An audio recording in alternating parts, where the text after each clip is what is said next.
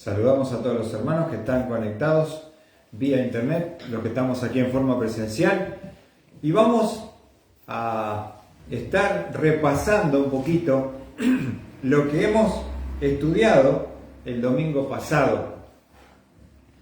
Nos cuesta a veces entender la palabra, porque justamente no tenemos el conocimiento para comprender, pero para poder diferenciar, como estamos estudiando, el rapto de la iglesia con la venida como rey para Israel, vamos a repasar el retorno de Cristo en gloria que los judíos esperaban, ¿no? Ellos esperaban.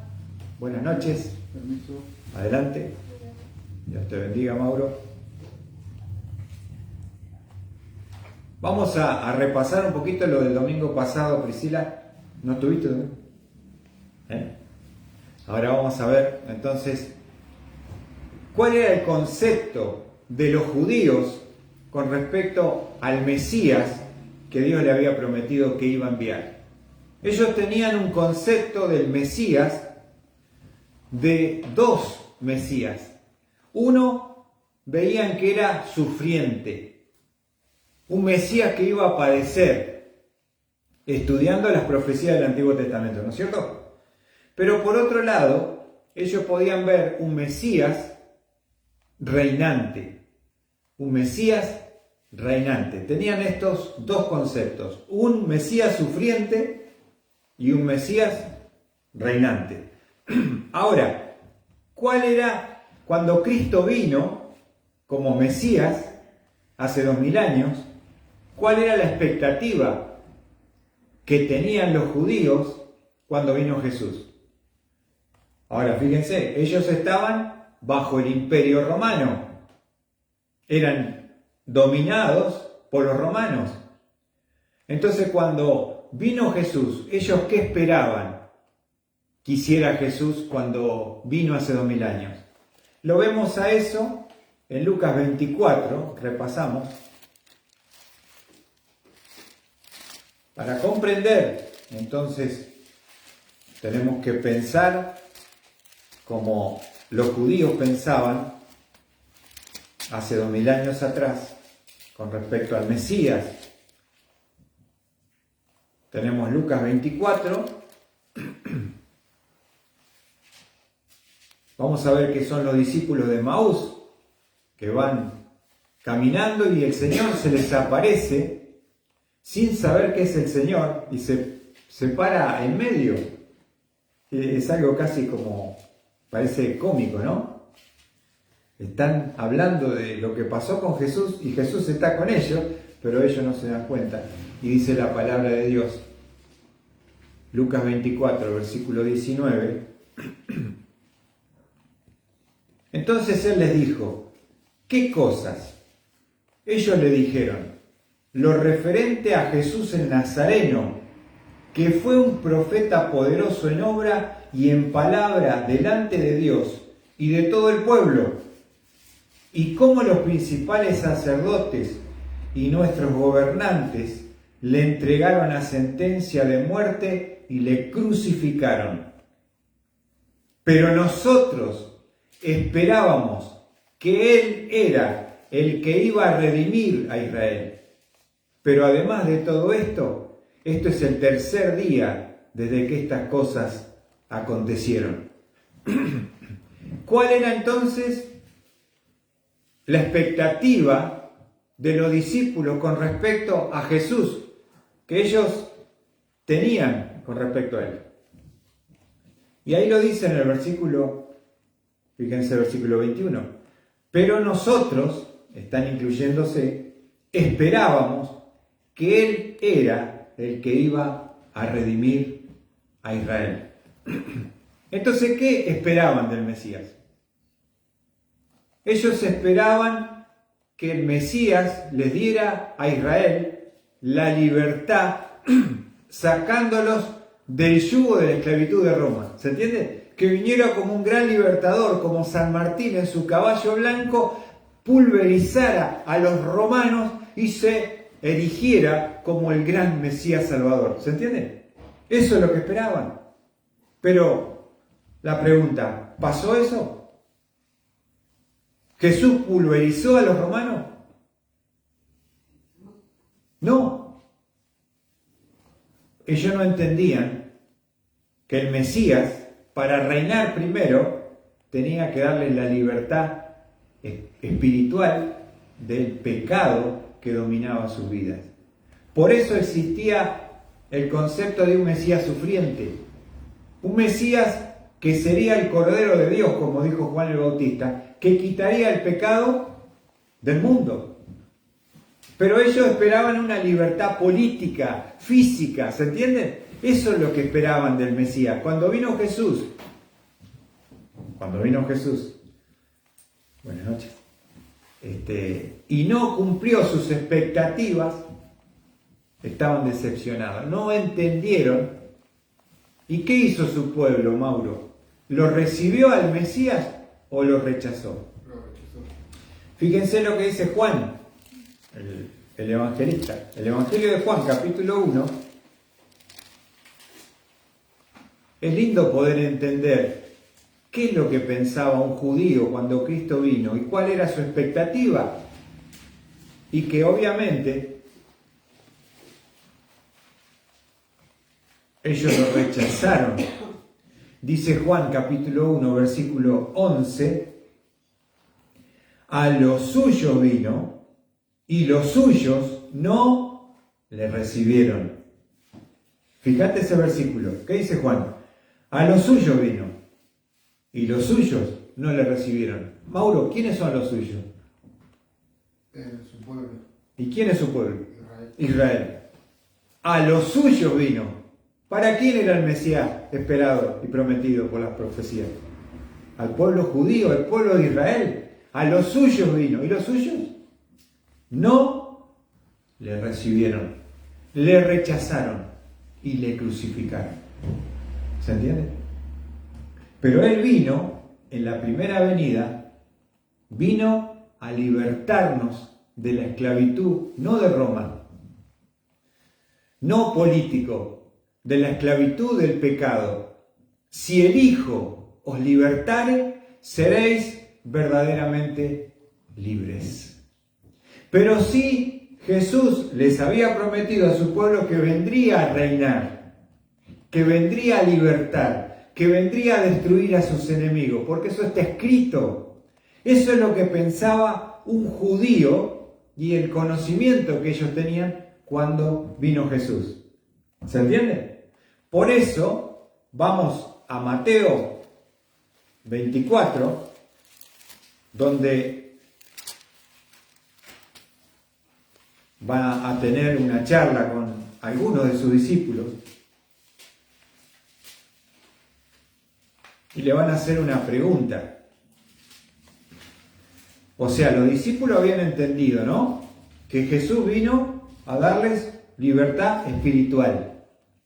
Pero como ellos eran judíos y tenían el conocimiento de que el Mesías volvería a reinar, le preguntan, en el versículo Lucas 24, versículo 3, dice, y estando él sentado, está hablando de Jesús, en el monte de los olivos, se le acercaron los discípulos en privado diciendo, dinos, ¿cuándo sucederá esto?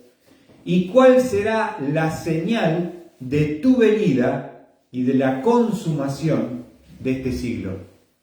¿Cuáles serán las señales, la señal de tu venida? Ahora, Mauro, ¿de qué venida está hablando? Y le preguntan los judíos a Jesús.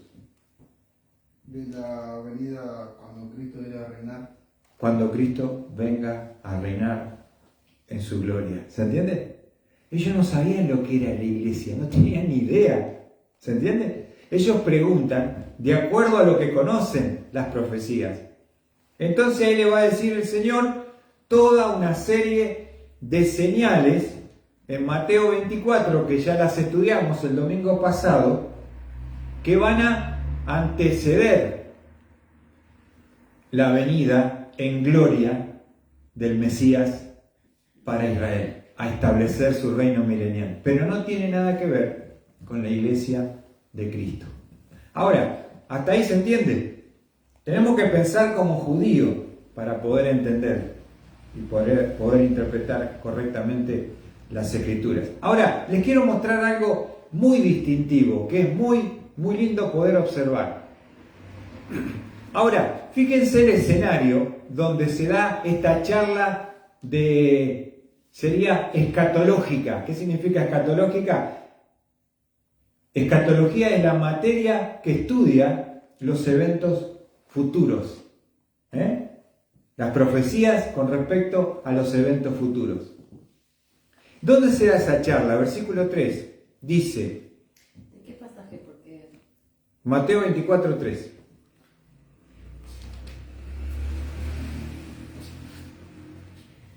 Mateo. Mauro, si vos lo podés leer, ¿dónde estaban ellos geográficamente ubicados? Observa. Dice, y estando él sentado en el monte de los olivos, los discípulos se le acercaron aparte, diciendo, dinos, ¿cuándo serán estas cosas? ¿Y qué señal habrá de tu venida y del fin del siglo? Ahora, ¿dónde estaban sentados? ¿En qué lugar?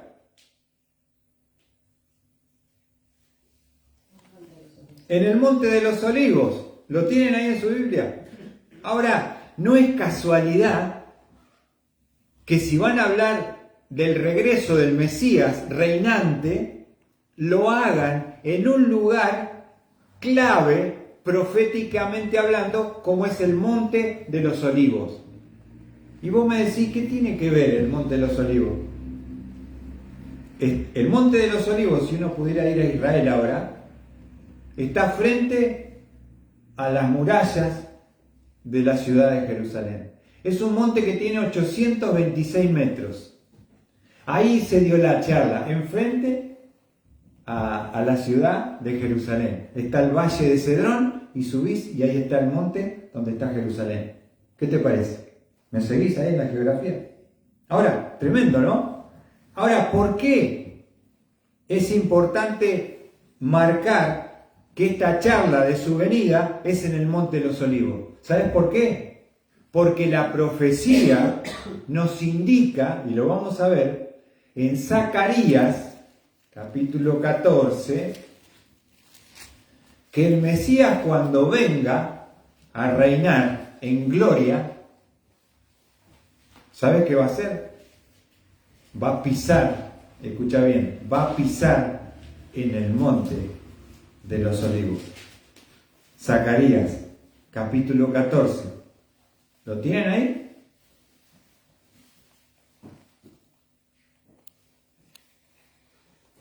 Vamos a leer Zacarías 14. ¿Lo tienen todo? ¿Todos ahí? Vamos a ver el versículo 13 en primer lugar. Dice, entonces saldrá el Señor y peleará contra aquellas naciones como cuando Él peleó el día de la batalla. Ahora, es lo que dice la profecía que va a pasar, que el Mesías va a venir a pelear por Israel, porque justamente ahí se va a dar enfrente, un poco más para adentro, digamos, de la tierra, se va a dar en el Valle de Megiddo la gran batalla de Armagedón. Y ahí van a estar todos los enemigos de Israel para destruirlo. Y justamente antes de que puedan ejecutar su poderío y destruir a Israel, viene el Señor, viene el Mesías, viene a batallar, viene a destruir a los enemigos, como ellos estaban esperando en la primera venida. Pero míralo cómo es el paso que da y dónde, nos dice el versículo 4, dónde va a pisar el Mesías cuando llegue. Observa bien, sus pies se posarán aquel día en el monte de los olivos que está frente a Jerusalén al oriente, y el monte de los olivos se hendirá por el medio, de oriente a occidente, formando un enorme valle, y una mitad del monte se apartará hacia el norte y la otra mitad hacia el sur. Mauro, escuchá, ¿dónde va a pisar el Mesías cuando venga en su segunda venida en gloria a reinar sobre este mundo? En el monte de los olivos. ¿Viste qué bárbaro? ¿Dónde fue la charla escatológica de su venida con los discípulos? En el monte de los olivos. ¿Por qué? Están charlando, escucha bien, donde Él futuramente vendrá a pisar y partir el monte en dos. Se va a formar un valle y ahí va a pasar y va a ser liberado a su pueblo. Tremendo, ¿no? Entonces, esto es lo que Jesús les explica a los judíos porque ellos conocían la profecía del Antiguo Testamento. Pero no tiene nada que ver con la iglesia que surgiría posteriormente, que lo vamos a ver hoy. ¿Se entendió hasta ahí, hermano? La pregunta de los discípulos, ¿dónde fue Pri? En el Monte de los Olivos. ¿Y por qué es trascendente ese lugar, Mauro, el Monte de los Olivos? ¿Quién va a pisar ahí? Listo. El Mesías. Y querés ver, vamos a ver una acción más que pasa en el monte. Es lindo poder entender que la Biblia, cómo se explica, ¿no? Y vamos a Hechos 1. Te quiero mostrar que después que Cristo resucita de entre los muertos, anda 40 días y 40 noches por este mundo, por la tierra de Israel básicamente, manifestándose a distintos grupos de personas. Él se va a ir y va a ascender a la gloria, ¿se entiende? Ya está glorificado, ya venció a la muerte, venció el pecado, venció al diablo y se está por ir. Se está por ir de este mundo al cielo, donde está hoy sentado a la diestra del Padre. Observa lo que dice, vamos a ver, él está hablando, para que lo podamos entender, Hechos 1:8. Está hablando Jesús con los discípulos, ¿no? Están reunidos ahí los creyentes, que es un grupo de 120, pero dice, pero recibiréis poder cuando el Espíritu Santo venga sobre vosotros, y me seréis testigos en Jerusalén, en toda Judea y Samaria, y hasta los confines de la tierra. Después de haber dicho estas cosas, fue elevado mientras ellos miraban, y una nube le recibió y le ocultó de sus ojos. ¿Observaron esto? El Señor se está elevando como Dios, una nube lo cubre y va desapareciendo delante de ellos. ¿Qué te parece lo que fue ese espectáculo, no? Pero mira lo que sigue diciendo. Y estando mirando fijamente al cielo, mientras él ascendía, aconteció que se presentaron junto a ellos dos varones en vestiduras blancas. Estos son ángeles. Y le dijeron, varones galileos, ¿por qué estáis mirando al cielo? ¿Por qué estáis mirando al cielo? ¿Por qué estaban mirando al cielo, Mauro? Porque El Señor se había acabado de ir. Dice, ¿por qué estáis mirando al cielo? Mirá lo que dice la profecía, lo que dice el Señor.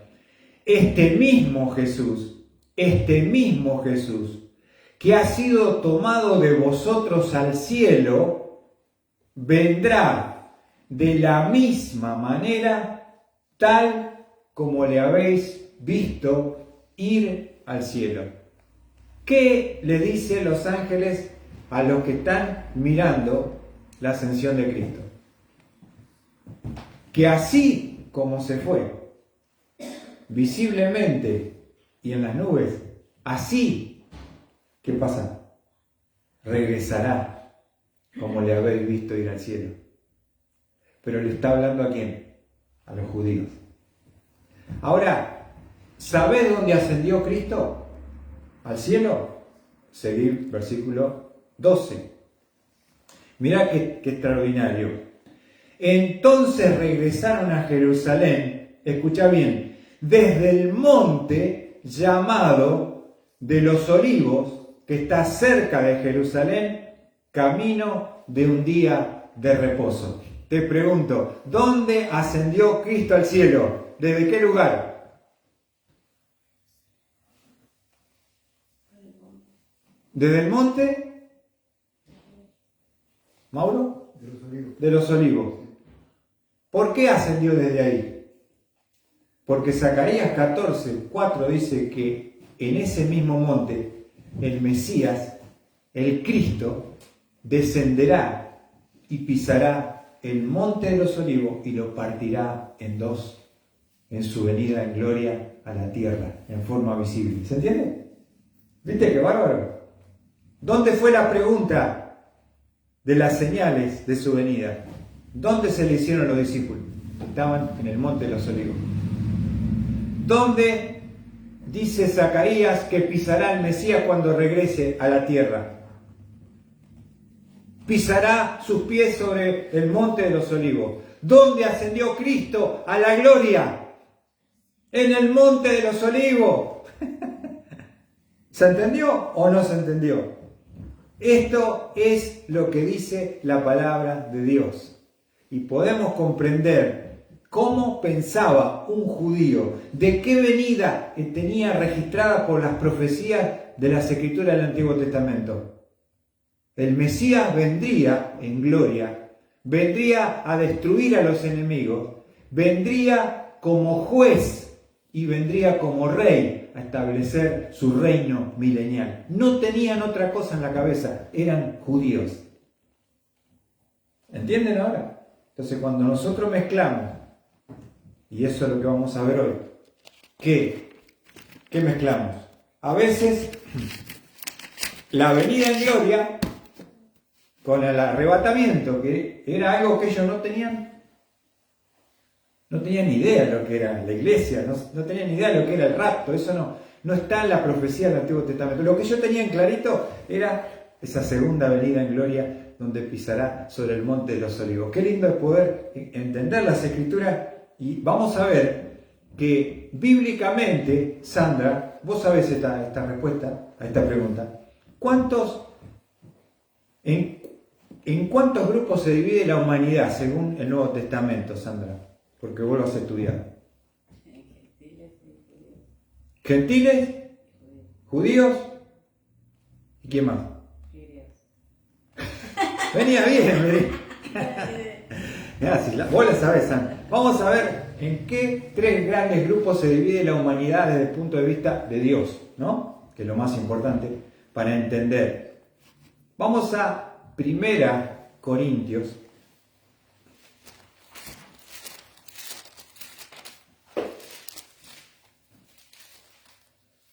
Primera Corintios, capítulo 10, versículo 32.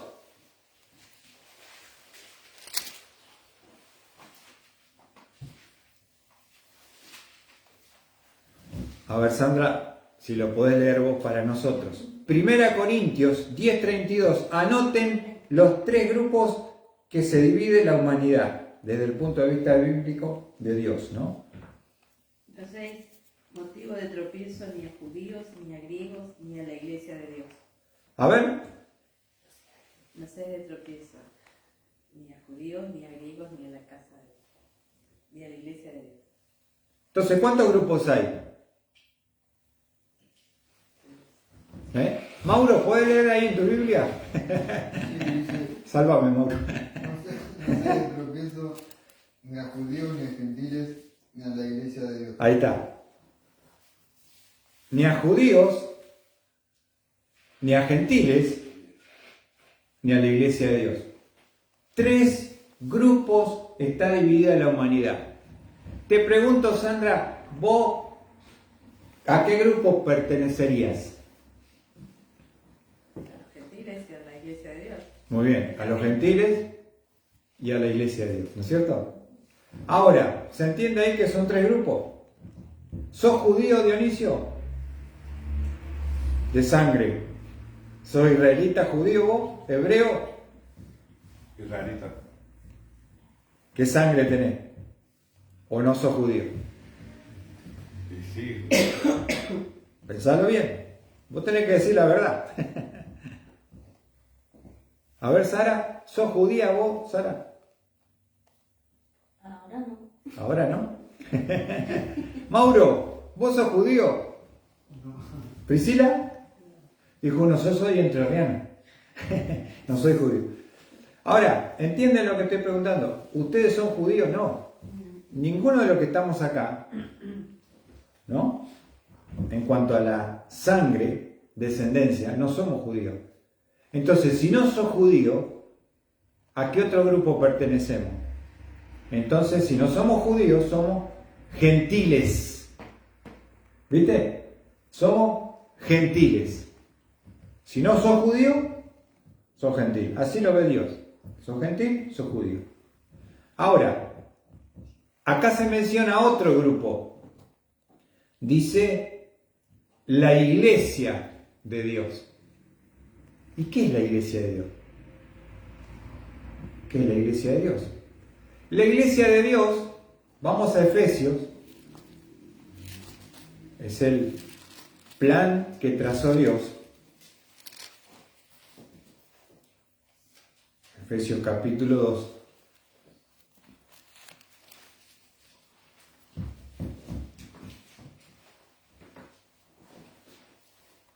Entonces, cuando Jesús vino, estaba su pueblo, y su pueblo, ¿quiénes eran? Eran los judíos. Los que no eran judíos, ¿qué eran? Gentiles. Ellos no se trataban, no tenían relación unos con otros. Había una gran rivalidad y un gran odio, podríamos decir, judío-gentil. Entonces, fíjate lo que es la iglesia. Y dice Pablo allí en Efesios capítulo 2, versículo 11, dice, recordad pues que en otro tiempo vosotros los gentiles en la carne, o sea, no somos judíos, llamados incircuncisión, por la llamada circuncisión hecha de mano en la carne, está hablando no a nosotros que no somos judíos, somos gentiles, recordad que en ese tiempo estabais separados de Cristo, porque el Cristo era judío y para los judíos, excluidos de la ciudadanía de Israel, obviamente que no lo éramos, extraños a los pactos de las promesas, sin tener esperanza, sin Dios en el mundo. Eso éramos nosotros, los que no éramos judíos, los que no éramos de su pueblo, los que no teníamos los pactos y las promesas. Todo era para Israel. Éramos gentiles.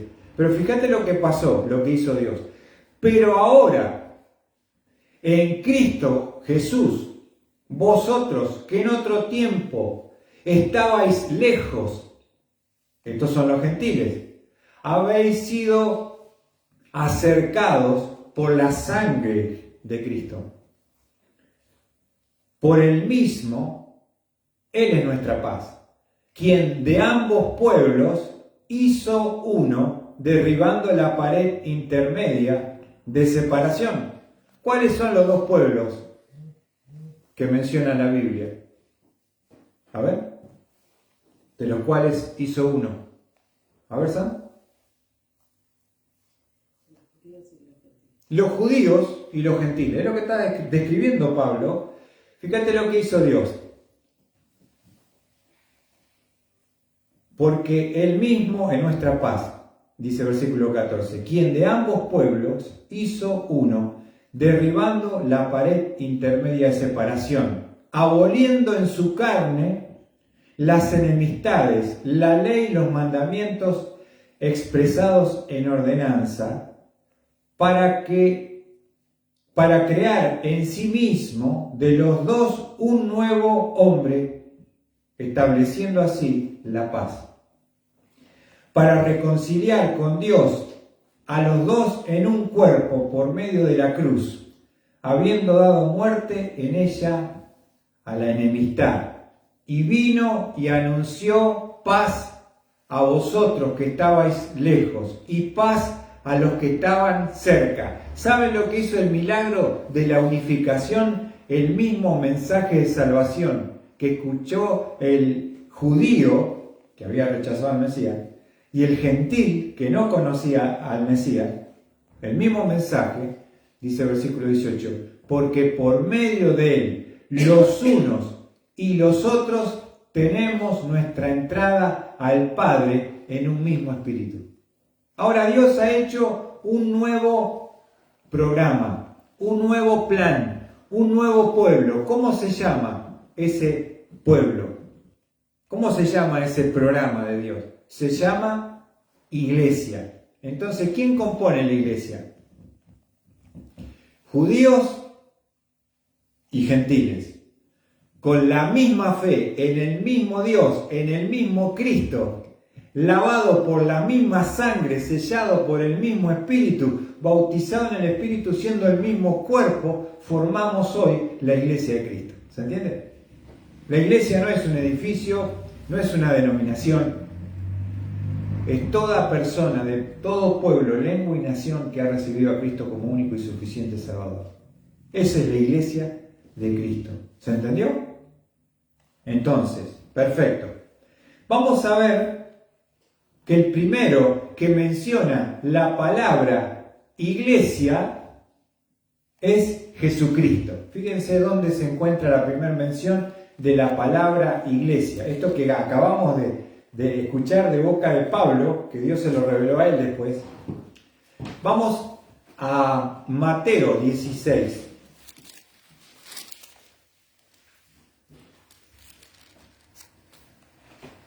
¿Por qué tomamos este tiempo? Para entender la palabra de Dios. Mateo 16, 18. Jesucristo, marcalo en tu Biblia y en tu mente y en tu corazón, fue el primero que mencionó la palabra iglesia, eclesia en griego, que ahora lo vamos a ver. Fíjate, no existía esto, lo único que existía era el pueblo de Israel, a lo suyo vino, él está hablando con los judíos, que eran sus discípulos, pero les va a dar una anticipación de lo que se viene. Y dice, Mateo 16, versículo 18, yo también te digo que tú eres Pedro, y sobre esta roca, o sea, Cristo, edificaré mi iglesia, y las puertas del Hades no prevalecerán contra ella. Lo vuelvo a leer.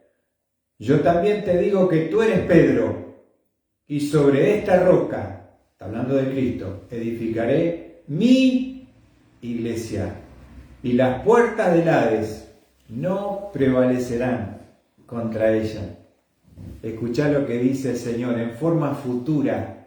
Yo voy a edificar, levantar mi iglesia, que está fundada sobre ¿quién? Sobre la roca. ¿Quién es la roca? Cristo mismo. ¿Se entiende? Él es el primero que menciona por primera vez en toda la Biblia la palabra iglesia, que en griego es eclesia, que significa los llamados afuera. Iglesia, eclesia en griego es eclesia, los llamados afuera. ¿Se entendió? ¿Quién es el primero que menciona la iglesia? Cristo. Los judíos, cuando le dijo eso, ¿tendrían alguna idea? No sé de qué está hablando el maestro. Yo edificaré mi eclesia. Está hablando de que cuando su pueblo le rechazó como rey y Mesías, comenzaría un nuevo programa, un nuevo pueblo, una nueva administración de los cielos en la tierra, que se llama iglesia. Iglesia. Que tú la formas, que yo la formamos nosotros, todos los que creemos en Cristo como único y suficiente Salvador. Perfecto. El primero que menciona la palabra iglesia, ¿quién es, Sandra? Jesús. Ahora, Dios va a levantar a un hombre llamado Pablo, que antes era perseguidor de la iglesia, se va a convertir a Cristo y Dios lo va a levantar como el hombre que va a traer la nueva revelación de la iglesia en el Nuevo Testamento. Dios lo va a levantar ¿a quién? A Pablo, para traer todo lo que es la doctrina, el funcionamiento, la escatología de la iglesia. ¿A quién se la va a revelar Dios? Al apóstol Pablo. Ahora, ¿los judíos tenían idea de esto? No. Lo que ellos tenían idea era de lo que ya hemos estudiado y visto. Ahora, fíjense, hermanos, quiero mostrarles que el concepto de la iglesia era para los judíos un misterio. ¿Qué significa que era un misterio? Que ellos, en el Antiguo Testamento, en las profecías, no había absolutamente ninguna mención de este plan de Dios que acaba de mencionar Cristo y dice: yo edificaré mi iglesia. Para ellos era un misterio. Ahora, ¿qué es un misterio? Vamos a la definición de misterio. Lucas 12. Lucas 12. Misterio, una película de terror. No. Misterio es una verdad que no ha sido revelada en el Antiguo Testamento. Dice Lucas capítulo 12, versículo 2. Estamos definiendo la palabra misterio. Y nada hay encubierto que no haya de ser revelado, ni oculto que no haya de saberse. Acá encontramos la definición de lo que es un misterio. Es algo que está hasta este momento encubierto, que no ha sido revelado, que está oculto, pero que Dios en su tiempo lo va a hacer conocer por medio de la revelación a través del apóstol Pablo. ¿Se entiende? Eso es la definición del misterio. Fíjense que Pablo lo explica en Efesios 3. Efesios 3.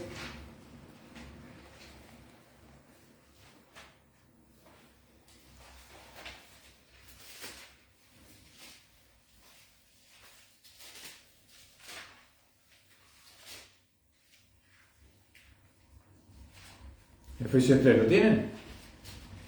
Versículo 1. Vamos a leer algunos textos para poder entender a qué nos referimos como misterio. Los judíos no tenían ni idea.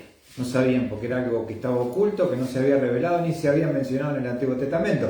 Y Dios dice por primera vez: Jesús, yo edificaré mi iglesia. Y Pablo es el que revela el misterio por medio de lo que él nos explica en el capítulo 3 de Efesios 3:1. Dice: por esta causa, yo, Pablo, prisionero de Cristo Jesús, por amor a vosotros los gentiles, si en verdad habéis oído de la dispensación de la gracia de Dios que me fue dada por vosotros y que por revelación me fue dado a conocer el misterio, tal como antes os escribí brevemente,